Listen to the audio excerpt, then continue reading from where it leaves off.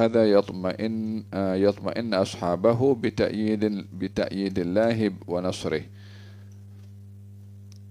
Sa'ad ibn Mu'adz memberikan pendapat agar supaya dibangunkan arish, semacam satu tempat kemah di tempat yang tinggi untuk memantau, macam menara.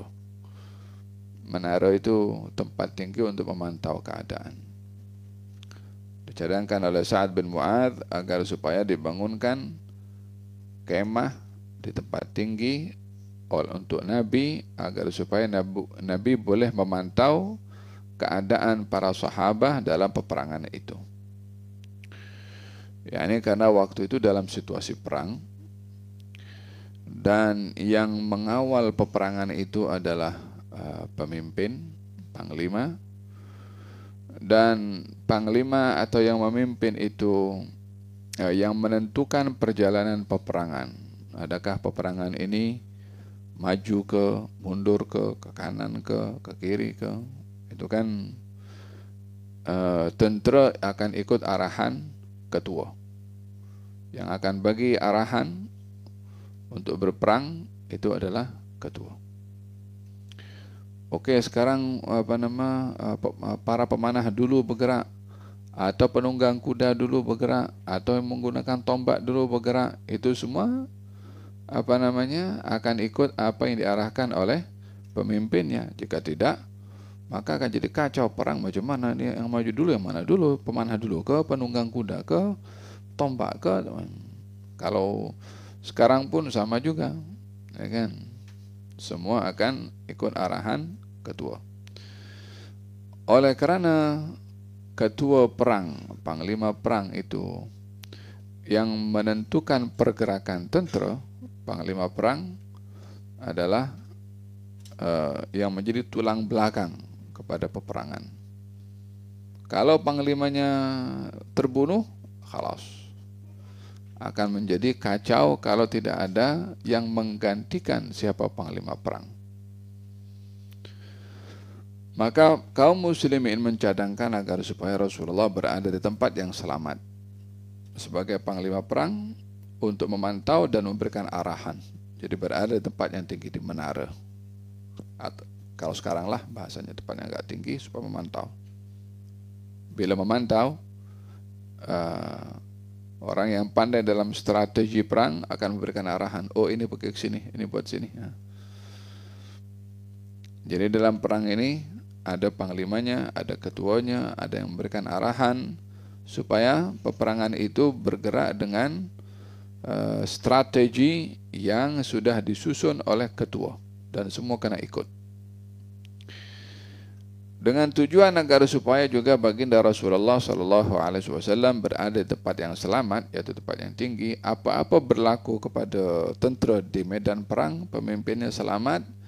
Dengan tujuan kalau pemimpin selamat, ketua panglima perangnya selamat, maka dia akan mengatur strategi lagi untuk berperang, menyusun kekuatan baru untuk berperang. Tapi kalau ketua panglima perang yang terbunuh dalam peperangan, maka dalam hal ini bukan hanya kehilangan nyawa saja, tapi kehilangan kepimpinan. Kehilangan orang yang boleh memimpin dalam perang. Kehilangan orang yang pandai dalam strategi peperangan. Nah, oleh sebab itu sekarang dalam perang ini yang dibunuh kan ketua-ketuanya. Pasal apa? Mereka punya otak, pandai dalam strategi perang. Maka yang dicari ketuanya. Oleh hada dalam peperangan itu selalunya musuh akan mencari siapa yang pegang bendera. Yang pegang bendera itulah yang menjadi ketua, dan itulah yang yang dicari untuk dibunuh, karena kalau dia dibunuh, bendera jatuh, keadaan akan menjadi kacau bilau. Dicadangkan kepada Rasulullah dalam peperangan Badar ini agar supaya dibangunkan arish, macam tempat yang kemah di tempat yang tinggi untuk Nabi memantau, agar supaya apa-apa berlaku kepada kaum muslimin di medan perang, baginda dapat kembali ke Madinah dengan selamat, dan tujuannya adalah supaya menyusun balik kekuatan untuk berperang. Maka baginda Rasulullah SAW bersetuju dalam hal ini. Dalam hal ini hikmah yang perlu kita ambil adalah al-musyawarah. Manusia tidak dapat terlepas untuk mendapat kebenaran atau meraih kebenaran, melainkan salah satunya adalah bermusyawarah. Yani musyawarah salah satu daripada wasilah untuk sampai kepada kebenaran. Kadang-kadang pendapat orang lebih memberikan makna atau lebih memberikan jalan yang lebih baik berbandingkan apa yang kita pilih atau apa yang kita cadang. Dengan demikian, walaupun baginda Rasulullah sebagai ketua, walaupun baginda Rasulullah sebagai panglima perang, ketika mendengar cadangan daripada bawahannya, beliau menerima cadangan tersebut dan tidak mengurangkan kedudukan ketua sebagai panglima perang untuk menerima cadangan daripada bawahan. Dengan demikian, setinggi apapun jawatan seseorang tidak menjadi penghalang untuk menerima cadangan orang bawahannya. Ustadz menerima cadangan daripada muridnya, silakan saja. Mudir menerima cadangan daripada stafnya, biasa saja. Orang tua menerima cadangan daripada anaknya, walaupun orang tua lebih tinggi kedudukannya, biasa saja. CEO mendapat cadangan daripada tukang cleaner, boleh saja. Faham dong? Pemimpin mendapat cadangan daripada rakyatnya, boleh saja. Tidak menjadi penghalang kedudukan yang tinggi untuk menerima cadangan dan pandangan daripada orang bawahan. Faham dong? Dan keengganan menerima cadangan adalah menunjukkan kesombongan. Fir'aun dia bermusyawarah, tapi tujuannya bukan mendengarkan pandangan orang. Bermusyawarah untuk orang dengar pandangan dia juga seorang. Itu bukan musyawarah namanya itu. Itu pemaksaan pendapat.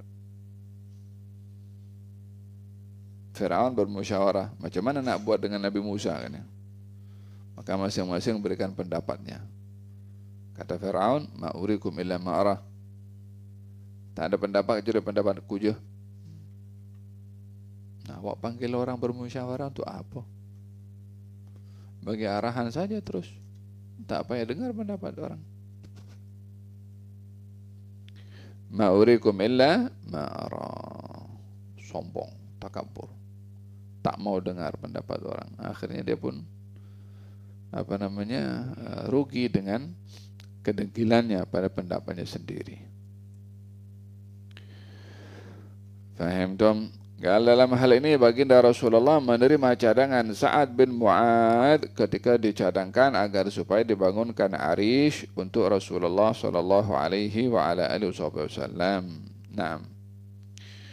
Thumma akhadha yatma'in ashabahu bi ta'yidillahi wa nasrih. Dan baginda Rasulullah sallallahu alaihi wasallam menenangkan sahabat-sahabatnya akan pertolongan Allah Subhanahu wa taala.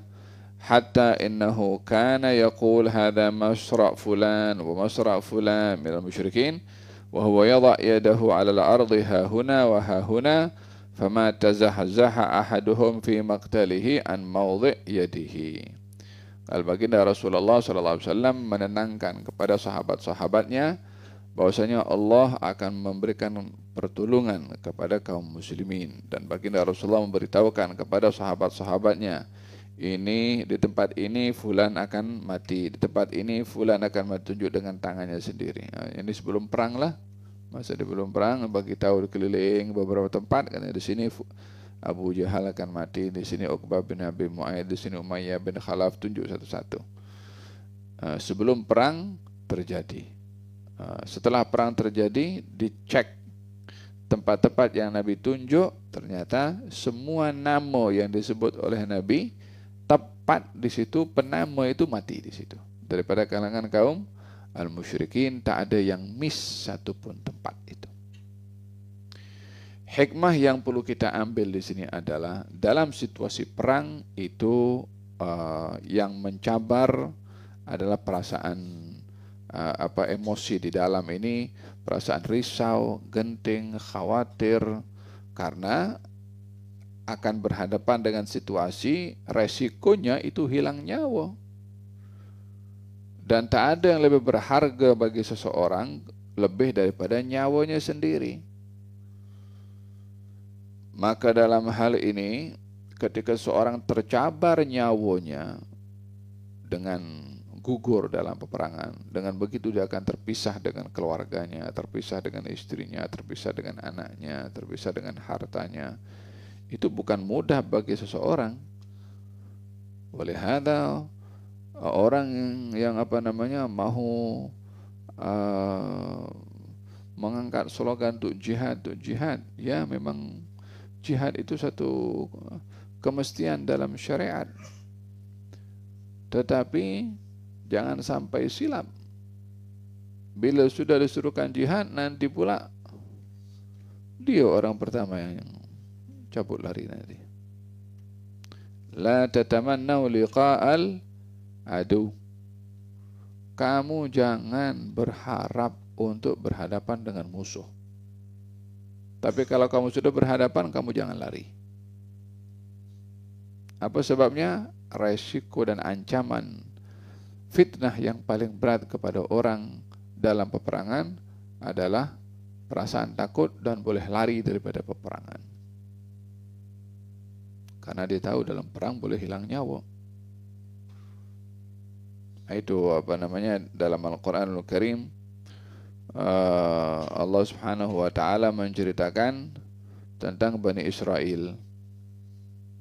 Tentang Bani Israel yang terhalau daripada Palestina, daripada Baitul Maqdis,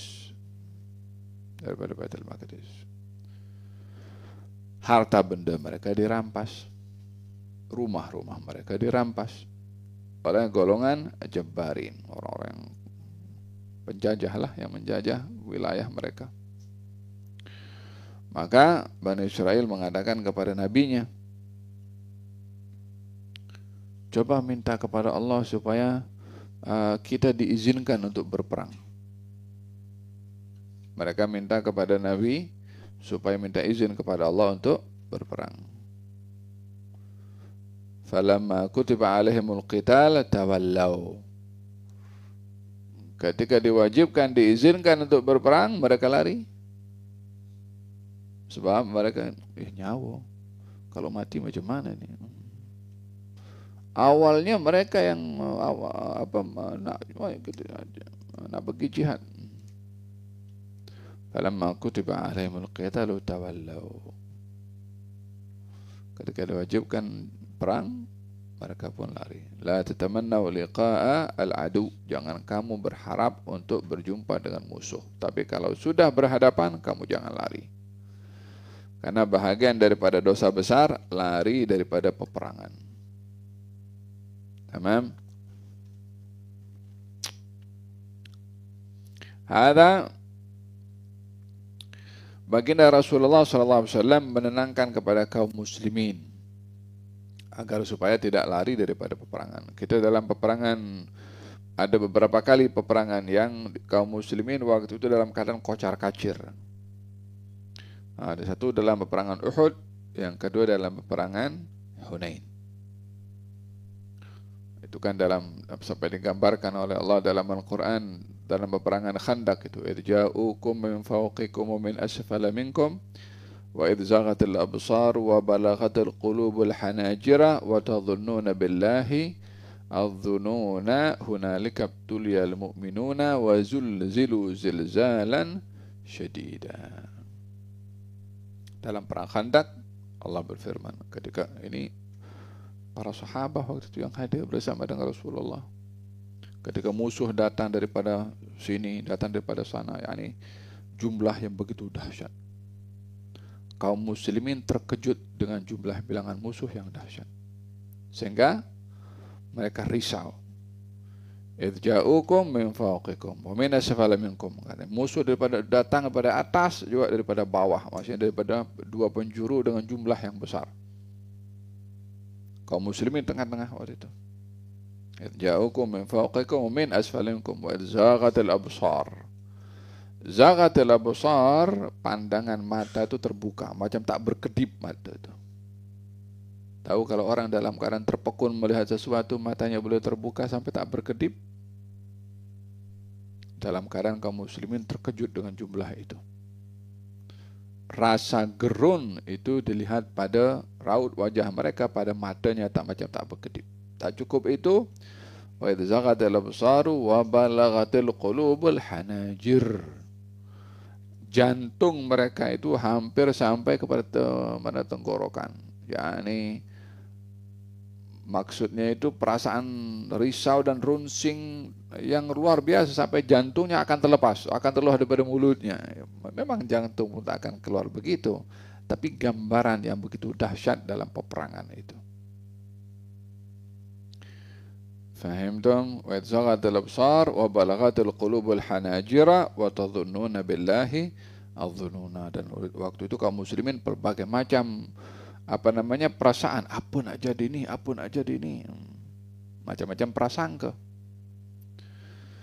Gambaran ini menggambarkan bagaimana situasi dalam perang. Itu sebabnya seseorang, karena situasi perang sangat mencabar, hanya orang-orang yang diberi taufik dan rahmat oleh Allah yang dia boleh tetap dalam peperangan. Makanya kenapa dalam perang orang itu kalau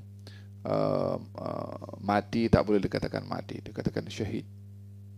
Kenapa Allah Subhanahu wa taala memberikan keistimewaan yang paling besar kepada orang yang syahid di jalan Allah Subhanahu wa taala di alam barzakhnya?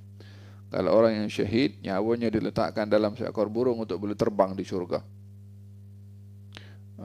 Syahid mendapatkan kedudukan indiyah di sisi Allah Subhanahu wa taala.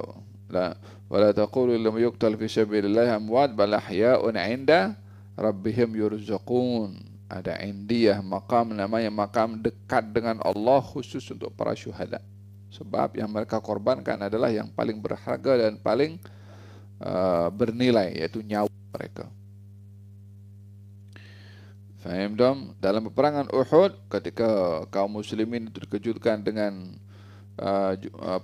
dengan tenteranya Khalid ibn Walid, kaum muslimin kacau, lari waktu itu. Dalam peperangan Hunain pun juga sama. Ia menggambarkan bahwasanya peperangan itu adalah satu dugaan yang teramat berat bagi kaum muslimin. Tapi kalau sudah berada dalam situasi perang, maka ia berpeluang untuk mendapatkan kedudukan yang tak boleh didapat di mana-mana tempat lain. Maka dengan dasar itu, baginda Rasulullah memberikan semangat kepada kaum muslimin. Allah pasti akan tolong kita. Allah pasti akan memberikan kejayaan kepada kita. Jadi kata-kata Nabi ini yang memberikan semangat. Dalam perang, pemimpin pun juga mesti memberikan satu suntikan semangat kepada tentera. Karena tentera dalam keadaan runsing, dalam keadaan risau, dalam keadaan takut. Maka adalah perjuangan ini adalah perjuangan yang suci. Perjuangan ini untuk membela agamanya Allah Subhanahu wa taala. Nyawa kita ini murah dibandingkan dengan apa yang akan diberikan oleh Allah kalau kita mengorbankan nyawa ini. Pemberian semangat ini memberikan kepada kaum muslimin ketabahan dan juga sabat dalam peperangan. Dan Nabi meyakinkan ini fulan akan mati. Fulan itu disebut namanya ketua-ketua dan pemimpin perang daripada kalangan kaum musyrikin. Dengan demikian memberitahukan kepada kaum muslimin ketua-ketuanya pun akan mati nanti. Dengan demikian Nabi memberikan isyarat ketua-ketua itu akan mati, yang pastinya kalau ketuanya mati maka tenteranya yang lain akan pergi cabut lari, tak akan meneruskan peperangan. Kalau ketuanya sudah mati, siapa yang akan pimpin? Paham tuh? Oleh sebab itu yang kita tengok sekarang peperangan sedang berlaku kan, siapa yang dicari? Ketuanya dulu. Wa ma asbahal yawm bil barihah. Alangkah serupanya hari ini dan semalam. zaman ini dengan zaman dulu.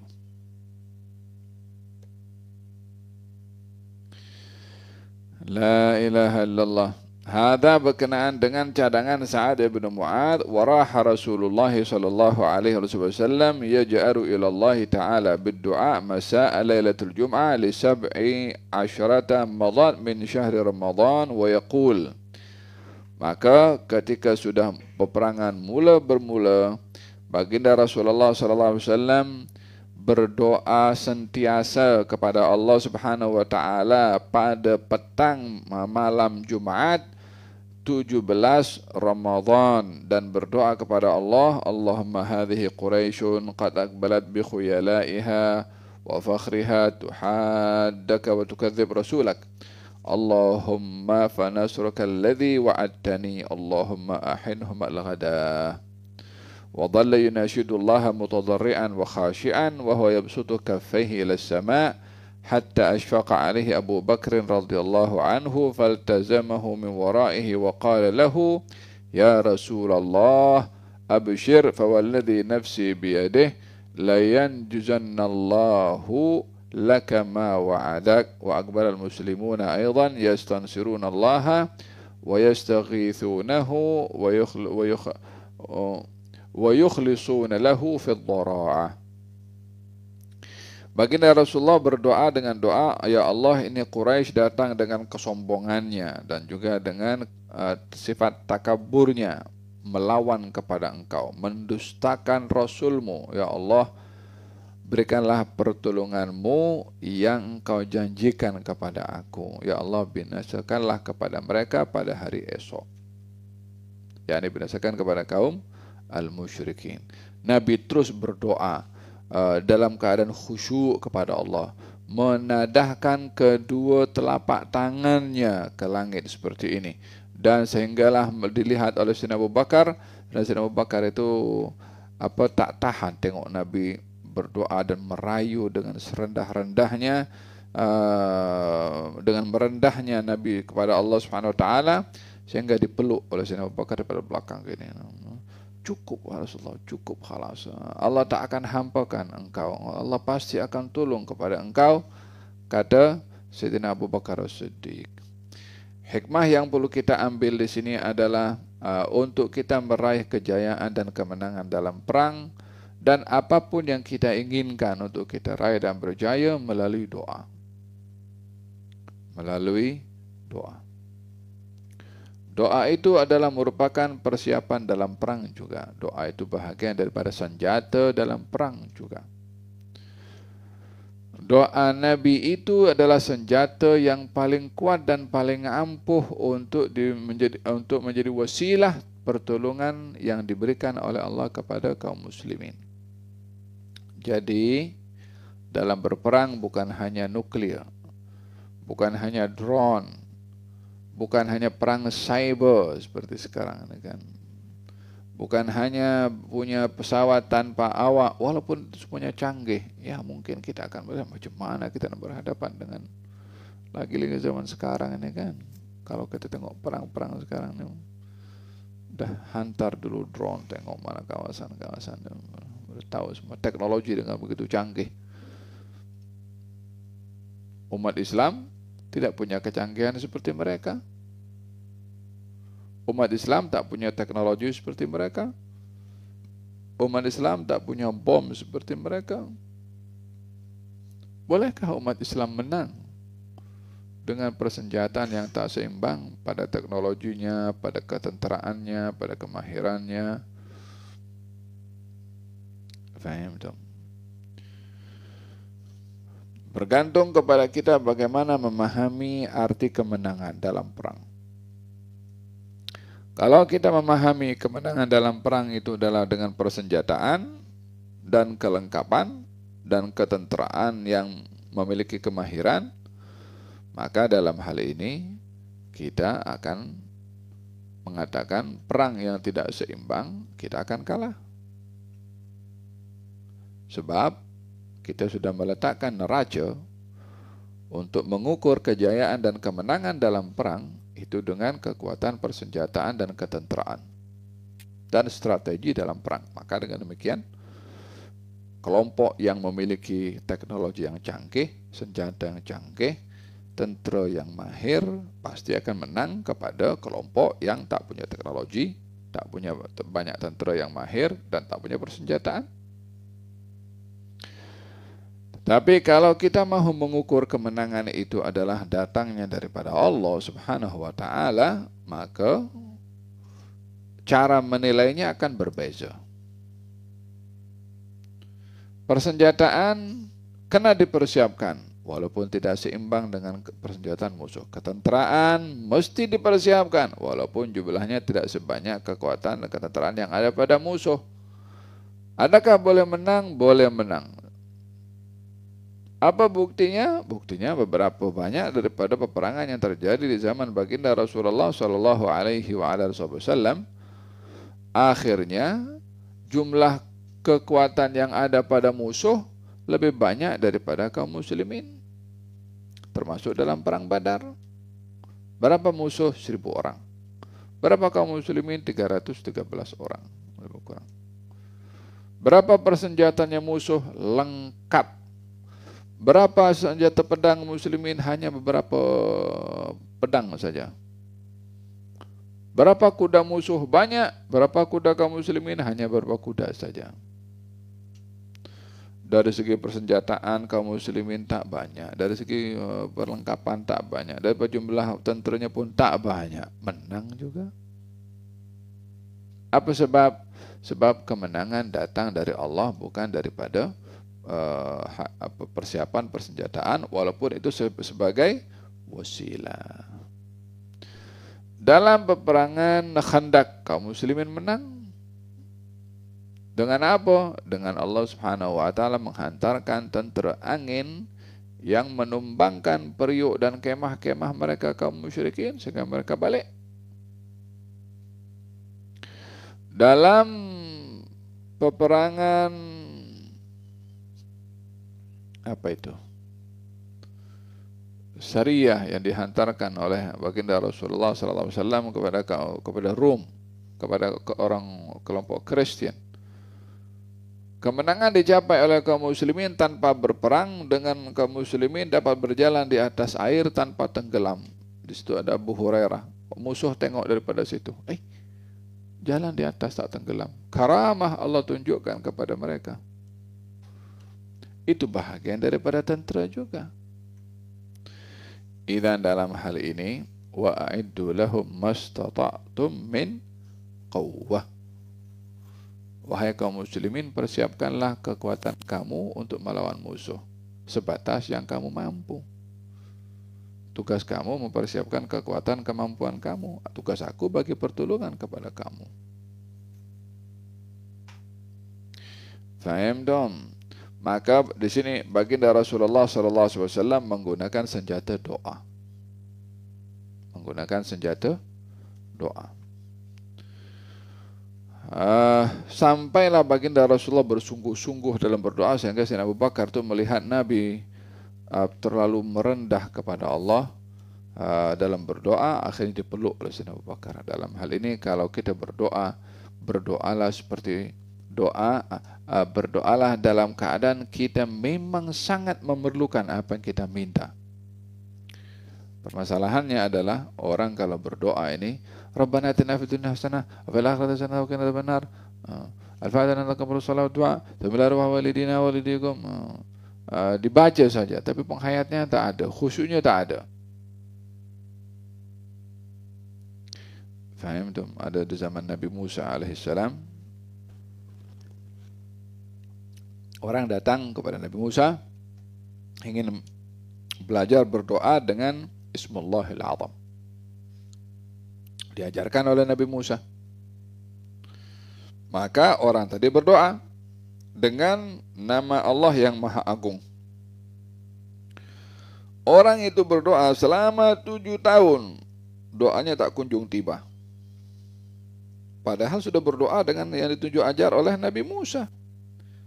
Seharusnya kalau sudah diberi tunjuk ajar oleh Nabi, pastinya Nabi itu adalah tidak memberikan satu amalan kecuali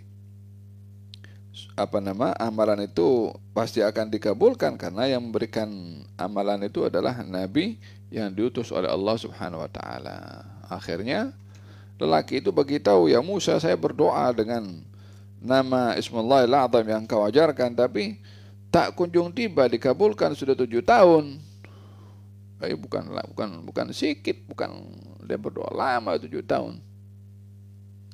Maka Nabi Musa bertanya kepada Allah, "Ya Allah, hamba-Mu si fulan sudah berdoa selama 7 tahun, Engkau tidak kabulkan." Kata Allah, "Ya Musa, dia berdoa kepada aku, pikiran dan hatinya pergi ke kambingnya. Dia berdoa mulutnya dengan nama Ismullahil A'zam, hatinya pikir kambing. Kambing dah makan, belum makan. Kambing dah minum, belum minum. Oh, kambing ini dah kalau disembelih nanti dia tak khusyuk dia." Oleh hada, kalau seorang berdoa itu karena mesti fokus kepada Allah Ta'ala. Kalau berdoa itu betul-betul tunjuk kita memang miskin, perlu betul kepada Allah Ta'ala. Hal seperti itu yang akan menyebab kabulnya doa. Adapun orang berdoa dan hatinya ghafil, mana boleh. Orang datang bagi orang tuanya, mau minta duit, ya kan? Kemudian dia berpaling muka daripada bapaknya ke, "Bapak bagi separuh duit macam ni." Kira-kira bapaknya kasih atau tidak? Nasib baik kalau tangan tak terbang itu. Apa sebabnya? Cara mintanya tidak sopan. Oleh hada, dalam berdoa, dalam wirid, jangan raju-raju sangat dibaca, fokus. Hayati maknanya, baru akan dapat sir daripada itu apa kita baca. Jika tidak, apa bezanya kita dengan kaset, dengan rekaman earphone yang kita dengar dengan USB ke apa. Doa perlu ada hati, perlu ada akal, pikiran untuk fokus. Oleh hada kata Imam Abdullah bin Al-Haddad, kesan daripada wirid yang berupa warid bergantung kepada istiqamahnya kita dan tadabbur ketika membaca wirid. Wa fi sabihati yaumil jum'ah li sanatayn khalata min al-hijrah bada al-qital bain al-musyrikin wal muslimin wa akhadha an-nabiy sallallahu alaihi wasallam hafnatan min al-hasba fastaqbala biha quraisyan وقال شاهت الوجوه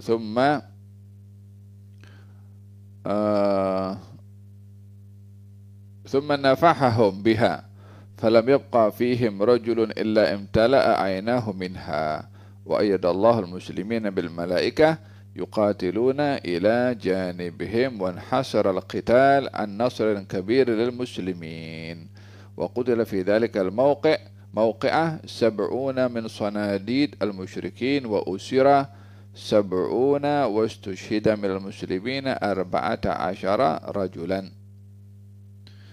Maka pada pagi hari Jumat, Nabi doanya bila? Malam Jumat. Bila berlakunya perang? Pagi hari Jumat 17 Ramadan. Pada tahun kedua daripada hijrahnya Rasulullah SAW, berlakulah peperangan dan baginda Rasulullah mengambil debu dan dilemparkan kepada kaum muslimin. Syahatul wujuh. Debu itu ketika dilemparkan oleh Nabi dengan melafazkan syahatul wujuh, tak satu pun daripada mata kaum musyrikin kecuali dimasuki debu itu. Jadi mereka begini semualah. Sehingga mereka akan manah pun tak kena kepada yang sasaran itu juga, karena mata mereka dalam keadaan terkena debu. Oleh hada, wa ma ramaita idza ramaita walakinallaha rama. Tidaklah engkau melempar ketika melempar, melainkan Allah lah yang melempar. Nabi melemparnya daripada jauh. Kaum musyrikin di situ jauh. Macam mana itu debu boleh sampai? Padahal Nabi lemparnya begini saja. Ikut kekuatan, ya memang kelemparan itu mungkin sampai di hadapan saja. Tapi karena guna kekuatan Allah Subhanahu wa Ta'ala, itu dulu di bawah. Sampai kena kepada semua kaum musyrikin yang ada di medan perang waktu itu tak seorang pun daripada mereka kecuali matanya dimasuki oleh debu. Kita punya mata ini kan, kalau dimasuki oleh debu kita begini semua kan, tak boleh fokus kita. Nah, faham tu? Wahakala bahagian daripada pertolongan yang diberikan oleh Allah kepada kaum al-muslimin dan mengalahkan kaum al-musyrikin, sehingga mereka punya panahan itu tak mengenai kaum muslimin. Mereka punya pukulan pedang pun tak kena kepada kaum muslimin. Nak pukul matanya begini pun tak kena lagi dah. Faham tu? Ada bahagian daripada ta'yid, pertolongan yang Allah Subhanahu wa taala berikan kepada kaum al-muslimin. Maka dalam peperangan itu, ini semua hasil daripada doanya Nabi SAW dengan pertolongan yang diberikan oleh Allah, yaitu dengan debu tadi masuk ke mata-mata kaum musyrikin. Allah turunkan para malaikat untuk membela kepada kaum muslimin, dan sehingga kaum muslimin berjaya memenangi peperangan tersebut dengan membunuh 70 orang daripada kaum musyrikin, pembesar-pembesar Quraisy, dan menawan 70 orang. Sementara kaum muslimin gugur syahid 14 orang. Faham tu? 1000 orang kaum musyrikin, 313 orang kaum muslimin. Daripada kaum muslimin hanya yang meninggal 14 orang dari 313. Kaum musyrikin ada 1000, yang terbunuh 70, yang ditawan 70, 140. Faham tu? Hadza yang terjadi pada peperangan Badar. Kemudian apa yang dilakukan oleh Nabi SAW terhadap orang-orang yang gugur dalam peperangan Badar, katanya. Wa ulqiyat jusathul musyrikin alladhina usiru fi hadzal ghazwah wa fihim ammad sanadidihim fi qalbi badrin. وقام رسول الله صلى الله عليه وسلم على ضفة البئر فجعل يناديهم بأسمائهم وأسماء آبائهم يا فلان يا فلان ابن فلان أيسركم أنكم أطعتم الله ورسوله.